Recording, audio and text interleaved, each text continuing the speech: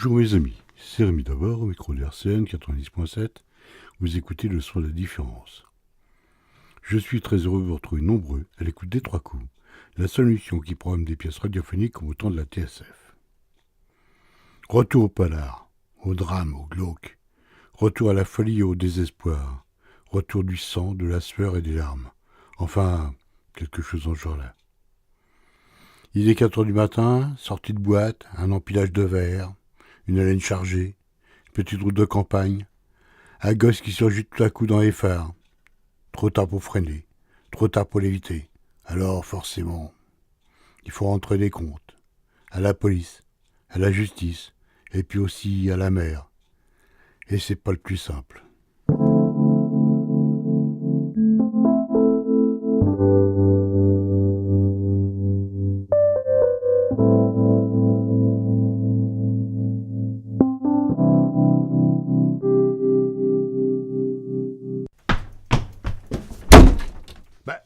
Qu'est-ce que c'est, là?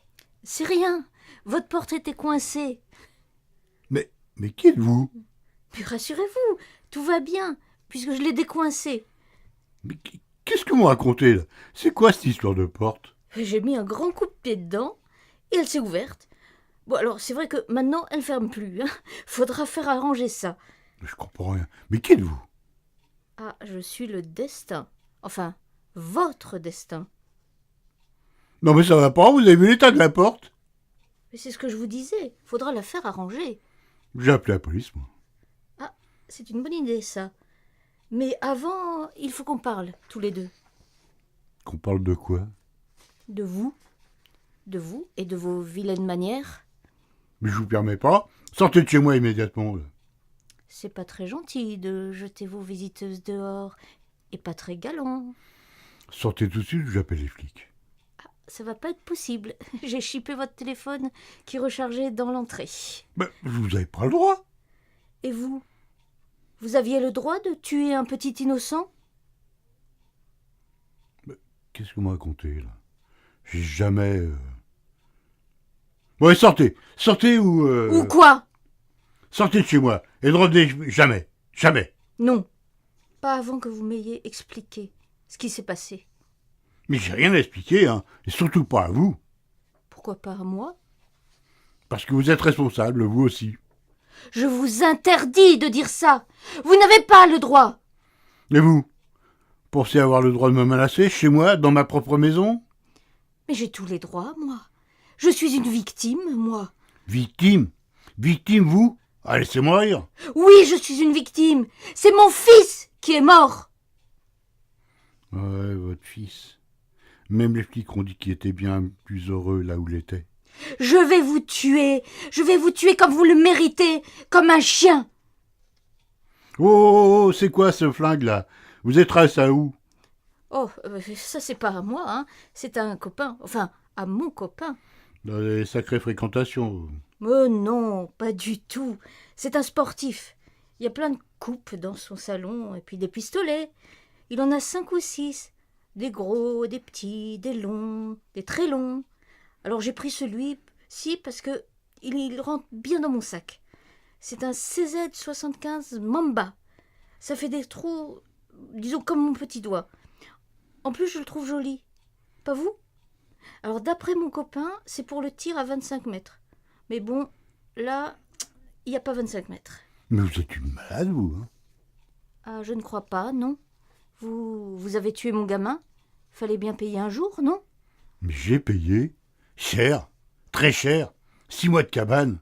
C'était pas marrant tous les jours, hein. Normal. Fallait pas conduire bourré. Et fallait pas tuer mon gosse.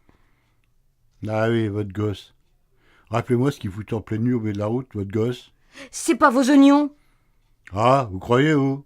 Un gamin tout seul habillé en noir à 4 heures du matin sur une route déserte? C'est pas vos oignons, je vous ai dit. Dites, c'est bien vous qui avez laissé en plan sur le milieu de la nulle part, non? Ouais, mais c'est vous qui rouliez bourré sur cette route. C'est pas moi. Ouais, pas bourré, c'est vous qui le dites, hein. C'est quoi une mère qui laisse son môme sur le bord d'une route, dans le noir, comme ça? Oui, ben, il était puni, là. Les enfants, ça doit obéir. Ah bah, chouette punition, 5 bornes à pied en pleine nuit, à 12 ans. Ouais, ben, ça l'aurait pas tué.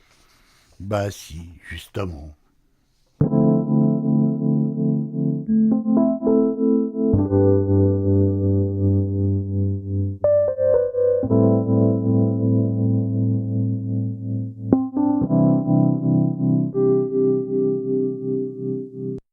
Bon, d'accord, j'étais bourré. Je sortais de boîte. Faut comprendre, hein. J'étais dans une passe difficile. J'avais perdu mon boulot. Ma femme s'était tirée. Alors c'est vrai, je me piquais la ruche tous les soirs. Et ce jour-là, j'avais reçu des papiers de l'avocat pour le divorce, alors forcément. Alors, tu as tué mon gamin. Ouais, mais merde, je suis pas le seul à avoir déconné, hein, si ce monde, hein. Julien. Il s'appelait Julien. C'est marrant. Je suis toujours dit que si un jour j'avais un gamin, je l'appellerais comme ça, Julien. Ben, moi, je voulais pas d'un fils. Je voulais une fille. Une petite nana que j'aurais habillée tout en rose. Comme mes poupées. Je lui aurais fait ses robes. Oui, parce que je suis une bonne couturière, hein, faut pas croire. Je voulais pas d'un garçon. C'est méchant, un garçon. Ça râle, ça gueule, ça désobéit. Ça dit je vais le dire à papa. Vraiment des petits cons. Alors que les gamines, bah, c'est doux, c'est gentil, c'est câlin. Ça demande des bisous. J'en voulais pas, moi, de ce gamin. Mais il fallait pas le faire. Ah, ne dites pas ça, hein. En plus, j'ai eu du mal à l'avoir. Ça a duré des mois, des années avant que je tombe enceinte. Un vrai miracle, qu'il a dit, le toubib. Alors du coup, ben, même un garçon, et ben, ça m'allait bien. Ah bah encore heureux. Au début, au début, j'étais un peu déçue. Mais il était plutôt mignon, mon Julien, mon petit Juju, avec sa bouille toute ronde et puis ses grands yeux bleus. Même quand je l'habillais en rose, il ne disait rien. Et puis, je sais pas, c'est quand il est rentré à l'école, il est devenu... Un garçon.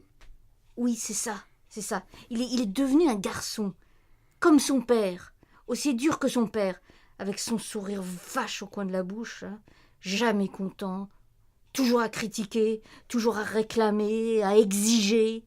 Ouais, bah un vrai mec, quoi. Et puis l'autre enfoiré, évidemment, il s'est barré avec une petite pute. Mais il m'a laissé le gamin, avec la même gueule que son père, le même petit sourire méprisant, la même façon de dire « Bah alors, c'est pas encore prêt ?» Mais avec sa petite voix pointue, là. Alors je me suis mise à le détester, ce gamin. Autant que j'avais détesté le père. Parfois je le haïssais. Parfois j'ai failli... Vous avez failli le tuer, c'est ça. Oui, j'ai voulu le tuer.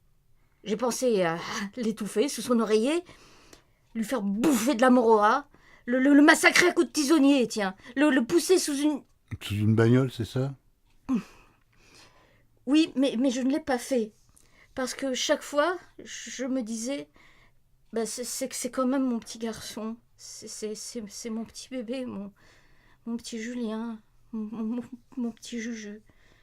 L'enfant que j'ai tant attendu, tant désiré. Alors, bah, je ravalais mes griefs, je ravalais ma rage, puis bah, je souriais. Mais ce petit monstre le sentait. Il sentait ma faiblesse, et il s'en moquait. Et là, au fond de moi, remontait une boule de haine qui me dévastait. Et c'est ce qui s'est passé cette nuit-là? Nous étions chez Sophie. Sophie, c'est une amie. Enfin, un peu plus qu'une amie. Disons que c'est ma sœur. Enfin, mon âme sœur. Enfin, bon, vous voyez, hein, quoi. Bref, Julien avait été odieux toute la soirée.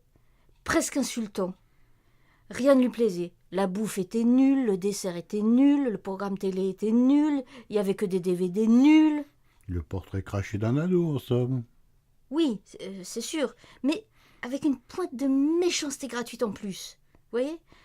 Vers minuit, il a décidé qu'il était fatigué. Alors Sophie lui a prêté gentiment sa chambre. Il en a profité pour critiquer la déco, bien entendu. Il a même exigé qu'on change les draps, qui, d'après lui, n'étaient pas nets. Sur mon gamin. Oh mais j'étais épuisée, mais à bout de nerfs. Alors, je me suis réfugiée dans les bras de Sophie. C'était déjà arrivé, parfois, au cours des années, mais c'est pas vraiment dans ma nature, donc ça durait jamais longtemps. D'habitude, j'évitais d'aller au-delà du simple flirt. Cette nuit-là, ça n'allait... Enfin bref, cette nuit-là, j'avais besoin de chaleur, de douceur, de tendresse. Alors... Je vois. Et bien sûr, c'est le moment où l'adorable petit Julien est arrivé dans le salon. Oui, il a été odieux, insultant, utilisant le vocabulaire le plus horrible et le plus ordurier qu'il a pu trouver pour qualifier ce que nous faisions, Sophie et moi. Et puis il est sorti en hurlant qu'il m'attendait immédiatement dans la voiture. Alors je me suis rhabillée et je suis partie sans même saluer mon ami. J'avais tellement honte. Oh, franchement, il n'y a pas de quoi, hein. Vous étiez adultes toutes les deux, non? Ah non, non, non, ne vous méprenez pas. Je n'avais pas honte de ce que j'avais fait avec Sophie, mais honte d'avoir été rappelée à l'ordre par un petit morveux, et surtout, honte d'avoir laissé ce gamin insulter ma seule amie sans même protester. Oui, l'attaque était trop soudaine, trop violente, sans doute. Je ne sais pas, c'est possible. Bon, en tout cas, je me suis mise au volant, et mon fils a continué sur sa lancée. Alors il reprenait en boucle, là, tout son vocabulaire choisi, sans aucun temps mort. Il y a 40 kilomètres entre chez Sophie et chez moi. La route n'est pas facile, il faut 1 heure. Mais avec ces terribles imprécations dans les oreilles, j'ai craqué au bout de 3/4 d'heure. Je me suis arrêtée et je l'ai traîné hors de la voiture, je ne pouvais plus. Alors un instant, il a cessé de vociférer et j'ai cru qu'il était calmé. J'étais prête à pardonner. Et puis, il a repris de plus belle. Alors, je suis partie en le laissant là, sur le bord de la route.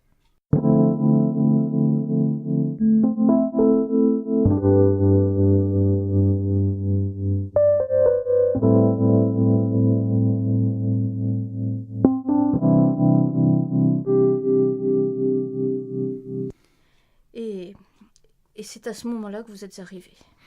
Ouais, je sais. Un terrible concours de circonstances. Ah évidemment, comme vous étiez bourré. Ouais, je sais. Mais si vous l'aviez pas abandonné sur cette route aussi, et en plus habillé comme il était, même à jeun, ça serait arrivé. C'est ça, allez-y. Essayez donc de me mettre ça sur le dos en plus. Mais non, j'ai pas dit ça. J'essaie juste de repenser à ce qui s'est passé, c'est tout. C'est vrai, j'étais pas frais. Mais quand tu as surgi devant moi, c'était trop tard, je pouvais pas freiner. Vous auriez pu essayer. Mais j'ai freiné. Ouais, vous avez freiné 100 mètres après l'impact. C'était écrit dans le rapport. Des litres qu'ils ont dit, ouais, c'est aussi pour ça que j'ai pris si cher. 100 mètres. C'est juste le temps que je réalise que je venais de passer. J'ai calculé depuis 100 mètres, c'est 4 putains de secondes. C'est pas si long, 4 secondes. Mais c'est ce qui a fait toute la différence entre homicide involontaire sous emprise de l'alcool et homicide involontaire sous emprise de l'alcool avec délit de fuite. 6 mois de cabane. Ferme. Et moi? Vous croyez que je n'aurais pas préféré être en tôle au lieu de me demander chaque jour pourquoi j'avais laissé mon bébé sur le bord de la route? Après tout, il avait bien raison, Julien, de m'insulter, de me traiter comme je le méritais finalement.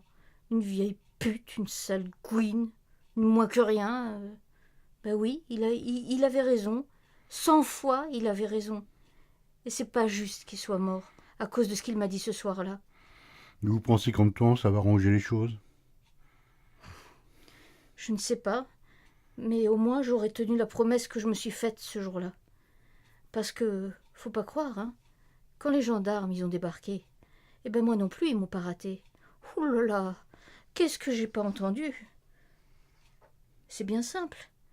En sortant de chez eux, j'ai bien cru que la solution c'était de me balancer sous la première voiture venue en espérant que le chauffeur serait bien bourré et qu'il ne me raterait pas.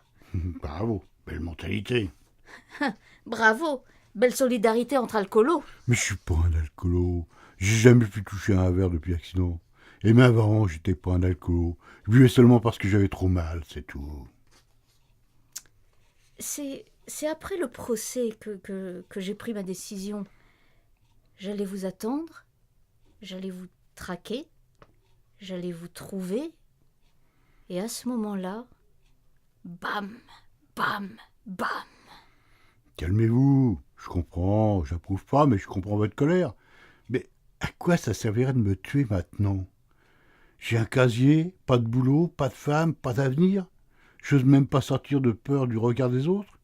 Je suis un assassin, l'assassin d'un pauvre gamin. Pire, je suis le pochetron qui a buté un gamin et qui s'est barré. Je suis le mec 6 degrés en dessous de la porte. Ok, vous avez peut-être raison. Butez-moi, vous rendrez service. Je me buterai bien moi-même, mais j'en suis incapable. Trop lâche, trop miteux, trop... au contraire, peut-être pas assez. Oui, bon, arrêtez, hein, c'est de la comédie, ça. Vous ne voulez pas mourir. Vous n'avez jamais voulu mourir. Si c'était le cas, vous seriez déjà mort.